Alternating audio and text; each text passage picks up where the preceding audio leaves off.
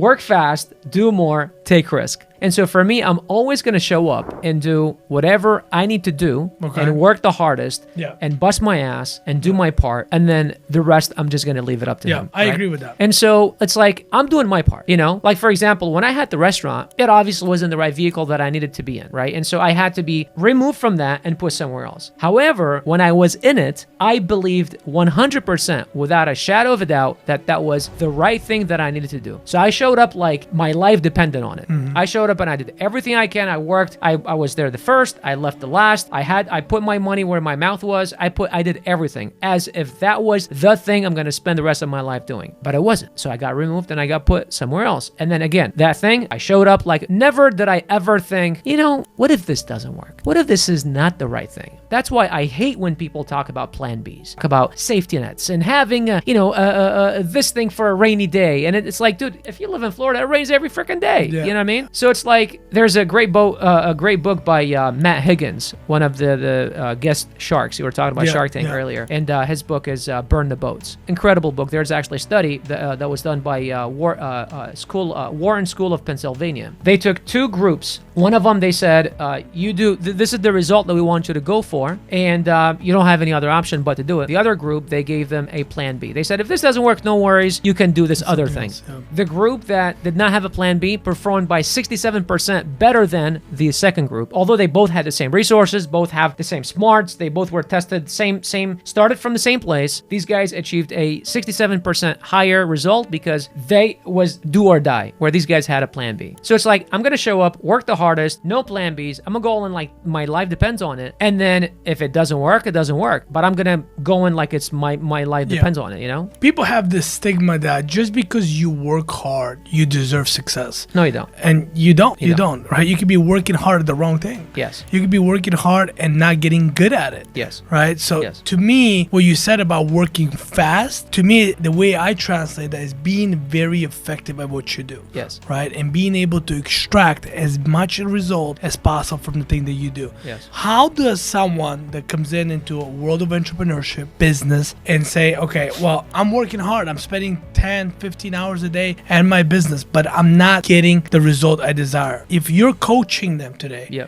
what would be the first 1, 2, 3 things that you will fix for them to see the result? Well, I mean, you're an entrepreneur, you've had several exits, and you know this more than anybody else. Oftentimes, it's the little stuff that we have to do today for the result to show up in tomorrow or next week or next month or next year. And so oftentimes, it's like, Cristiano Ronaldo says, he's like, I am the 20-year in progress overnight success. You know, it's like you work for so long. It's like success has this curve, right? It's like it's plateau. It's like this for a long time, and it goes like that, right? And so oftentimes, it's the work that you've done a year ago, 2 years ago that's going to show up today. Yes. And that's where a lot of people get discouraged, because they think that because I am working hard, as you said, I deserve this. Well, no one deserves anything, really. No one deserves anything, right? And so I always tell people the very first thing they have to do is you want to figure out, what is your why? Why are you doing this? Yeah. Especially if you want to do something, something that's not normal, something that's, above average. If you don't want to go the traditional route and get a job and you want to start your own thing, your own business or whatever, you have to have a strong why that's driving you. Because as you said, you're going to show up for days, weeks, and months and years and not see any result. Why are you going to keep going? You're going to face burnouts. You're going to have doubts. You're going to have fears. Your why is what's going to keep you going. You need to see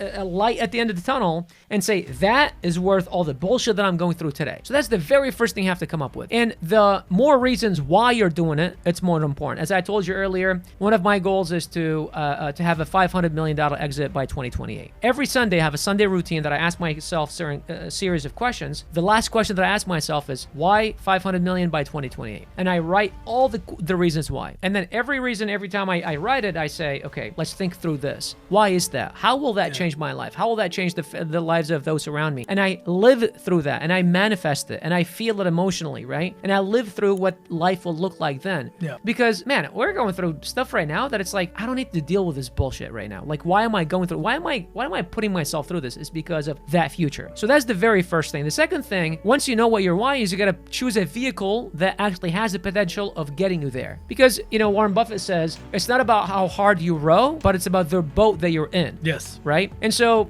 two people, you take one of them and put them in a restaurant business, and then the other one you put them in, whatever, online coaching or e-commerce or insurance or whatever. And they could both work the same amount of hours, but one of them could achieve 5 times the amount of success than the other one because the boat that they're in, right? Of course. And even the skill level could be way lower, yeah. And that person could achieve a lot higher success because of the boat that they're in.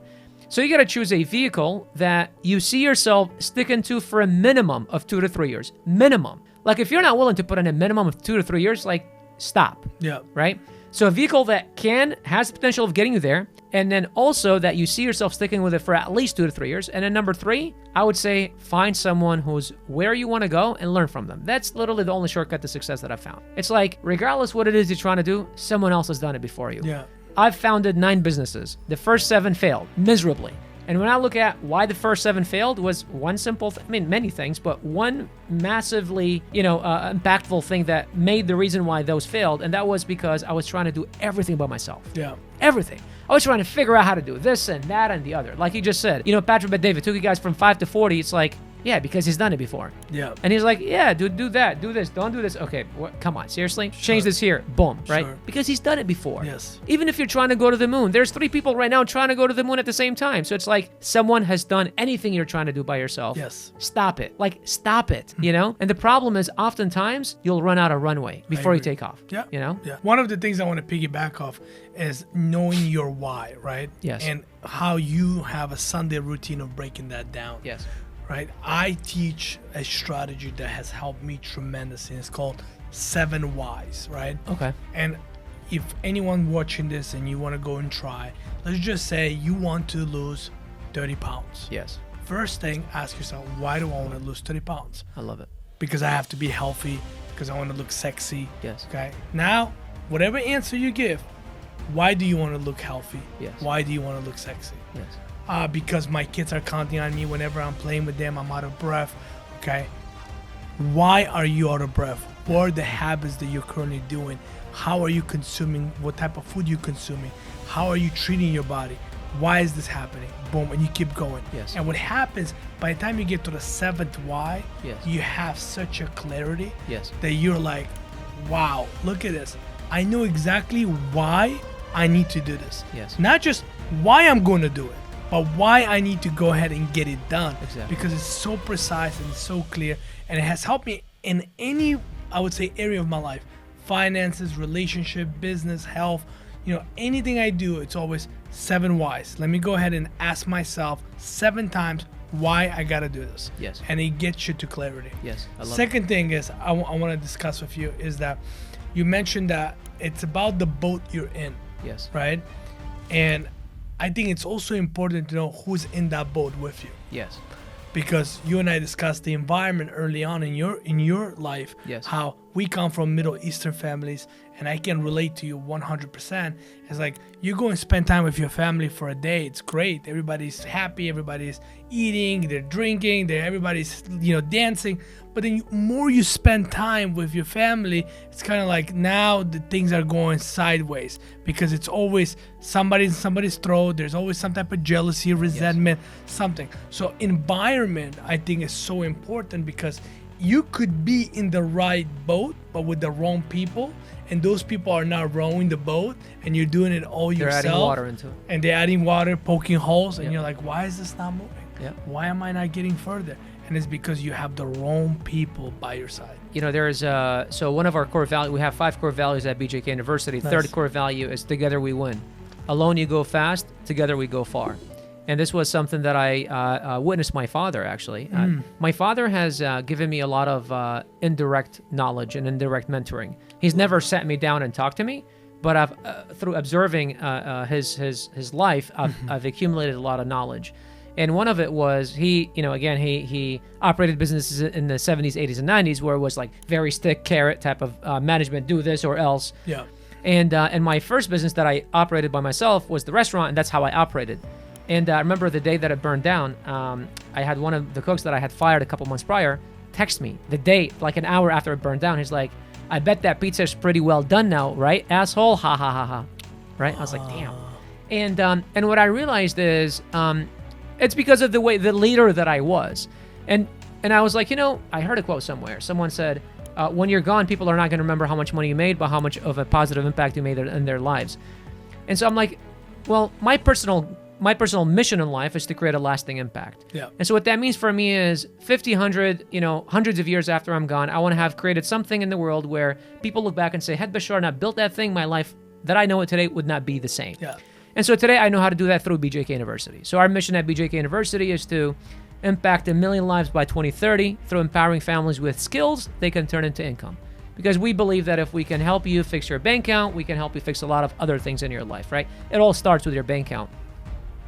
And so for me, I was like, okay, if I want to build something great, something that's going to withstand the test of time, something that's going to be here tens, hundreds of years, not only do I need people, but I need great people around. Yes.